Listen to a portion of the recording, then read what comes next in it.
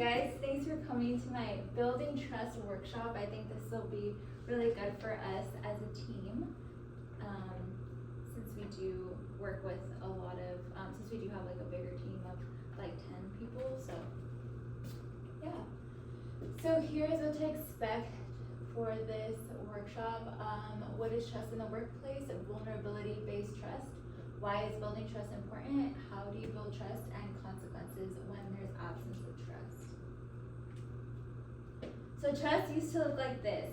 We would do a trust ball and we would hope that people would catch us, and that's the way that it would be measured. But now it's a little bit deeper than that. At a fundamental level, trust is what happens or doesn't happen between people and between organizations made up of people. And critically, trust is the essential bond an organization has with all its humans, customers, workforce, and partners. And we have another quote that says, trust is built in moments of vulnerability.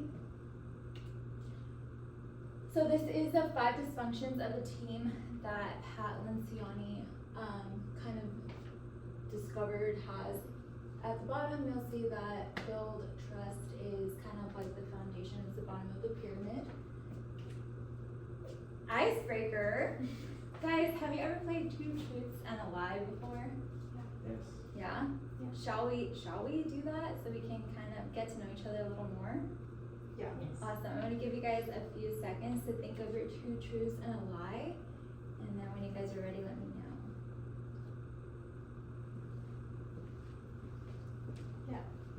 We're ready to go. Oh, you're ready. You're so fast. You're so fast. Okay. We'll start with Cam. Okay, so the first one is when I was a kid, I had a pet snake. My second one is that I have climbed 2 mountains. My third one is that I have been scuba diving before. What is the lie? I'll say the first one. The snakes? The snakes. I think you've climbed more than 2 mountains. Yeah, I'm gonna say I think you've done more than 2 mountains too. I have never been scuba diving. Wow, that's a good one, Cam. Wow. That's a good one. You did not. We did not know that. We did not know that. Logan, you're next. Okay. When I was younger, I broke my toe running. My middle name is the same name as my best friend, and I know the producer of a TV show. Ooh, those are really good ones. I'm gonna say the toe, the broken toe. Maybe you broke something else.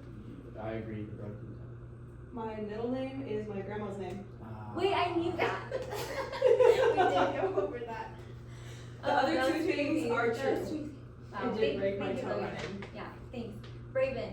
Okay, I have 3 pet dogs at home. I only learned how to ride a bicycle when I was 17. And I got a pet cat this summer. The cat. That's the lie. The cat. Cat. Yeah, Yeah. that's Yeah, good. that was so fun. So doing an icebreaker is a really good way to kind of just get people out of their shells and just to start feeling more comfortable with one another, which is why it's super cool to just do it within a team, is so that we can, get more comfortable and be able to work together. So what is trust in the workplace? When people trust you, they have confidence in your decisions, even in uncertainty. They'll be influenced by your leadership. That is because they expect you to do what you say you'll do.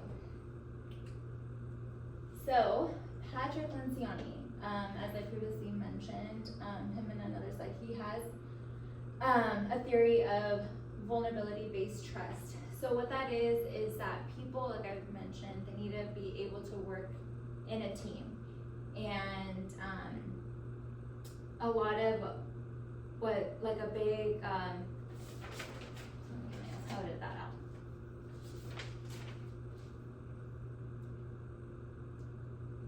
Okay. People often think that trust is predictive trust, and which is like trust to do tasks and knowing like, hey, I've known time. He's worked with me for a while now, and he has a pattern of just always getting his stuff done, and I know that I can rely on him, but it goes a little bit further than that. If you have vulnerable based trust with somebody, it means that you can come up to them and say, hey, I am really struggling with this. I noticed that you do this task super well. Would you be willing to help me? Or hey, like come up to your leader, hey, I really messed up on this. Can you help me? And just being able to approach somebody and just there's like a deeper level in this trust that he explains. Why is building trust so important? So a lot of these are pretty self-explanatory, but it's safety, support, a stable foundation, happiness, success, mutual respect, higher productivity, satisfaction, reliability, reduced stress, and empowerment. So empowerment, I think that, like with you guys, if I trust you, then I would like to empower you to just kind of lead tasks with like other student workers and kind of just give you like that experience also that other leaders do. How do you build trust? It starts with creating a safe environment where people feel comfortable expressing themselves and taking risks. It means being transparent and authentic, and it requires establishing clear expectations and following through on commitments. Okay, examples of trust in the workplace. So we have dependability and consistency. So that is, dependability is like saying what you say you're gonna do, being a person of your word. Be approachable and friendly, look at your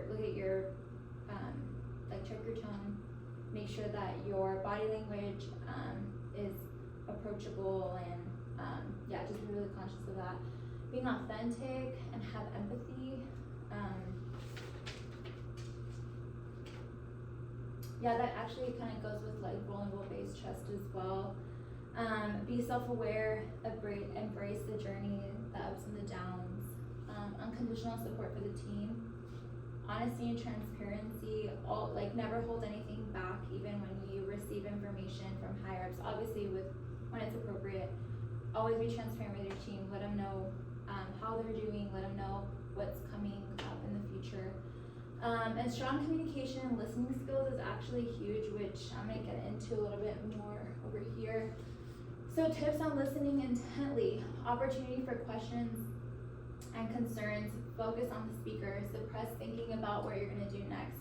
I think that's huge because sometimes when we're talking with somebody or somebody is expressing their concerns to us, we're automatically kind of already thinking what we're gonna say next.